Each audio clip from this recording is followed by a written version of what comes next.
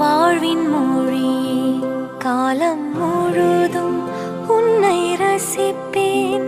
ஆசை மழையே பேசும் அழகே என்னை மறந்து உன்னை இசைப்பேன். உனக்காக இனி நானும் வாழ்வேன் பிள்ளையே. திருக்கோவில் மணி போல உன் சொல் கேட்கிறேன். உன்னை தாண்டி பேரழகு எதுவும் இல்லை இங்கே. ஜீவன் நீ வாழ்வும் நீ.